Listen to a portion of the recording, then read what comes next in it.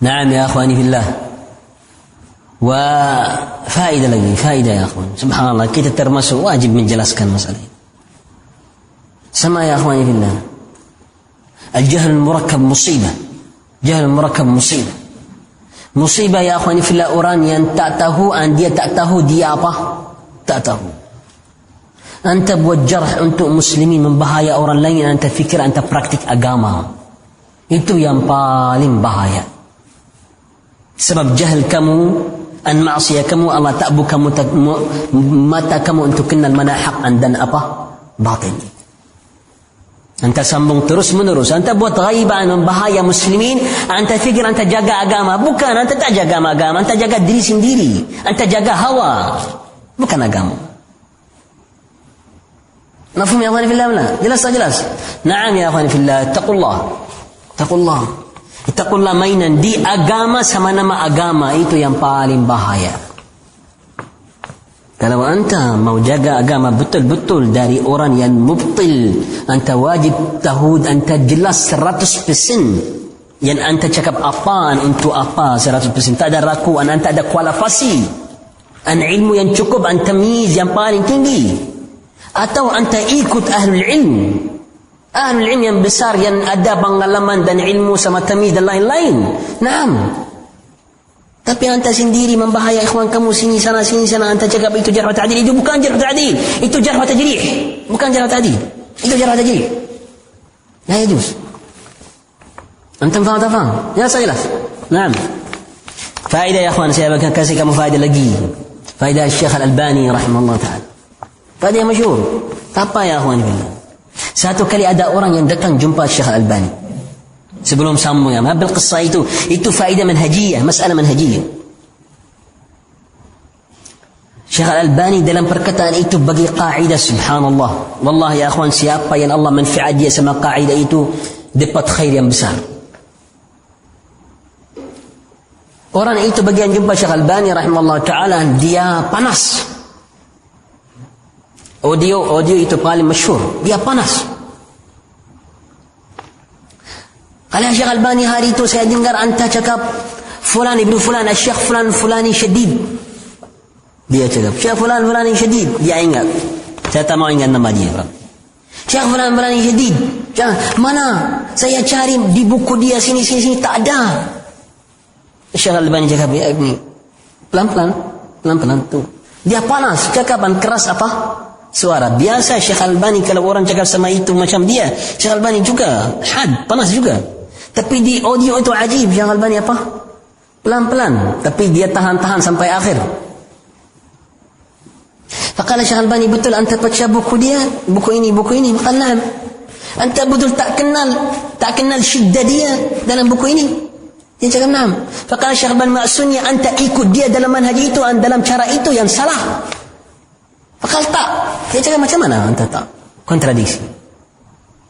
Faqala Syekh Al-Albani, ambil buku dia, buku kada wa kada. Dia bagi saya Syekh Al-Albani buku dia.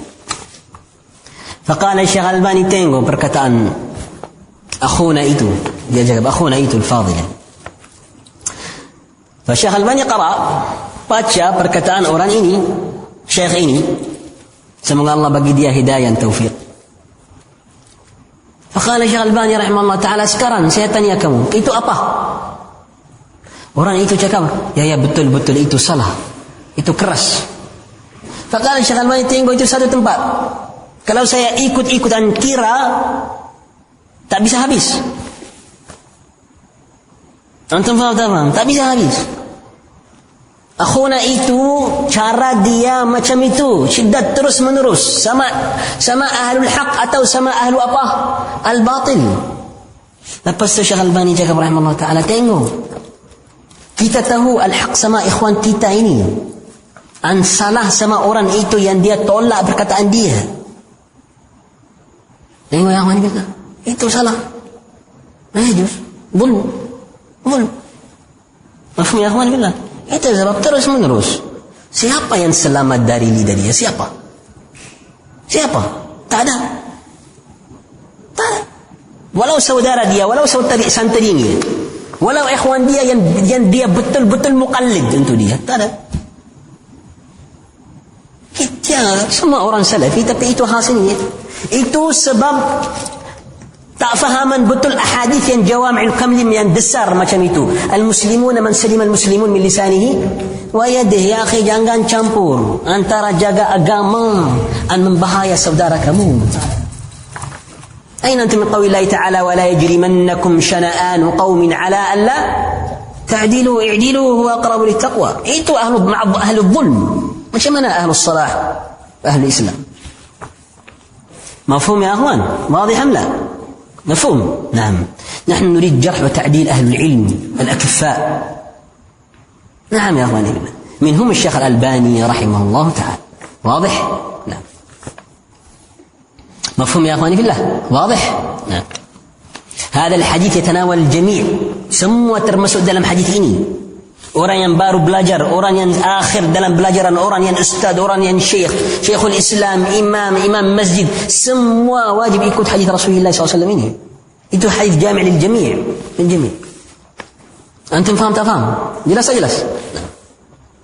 Annahu la budda min taqwa Allah Ta'ala fi a'rad al-muslimin, fi a'rad al-muslimin.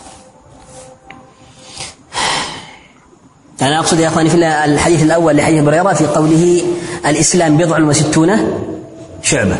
حديث 67 شعبة هو أول حديث لأبي هريرة في صحيح البخاري والمعنى. والله المستعان. أنا أنصح نفسي وإخواني جميعا من أراد المنهج الحق في الكلام على الرجال في الأخذ والرد.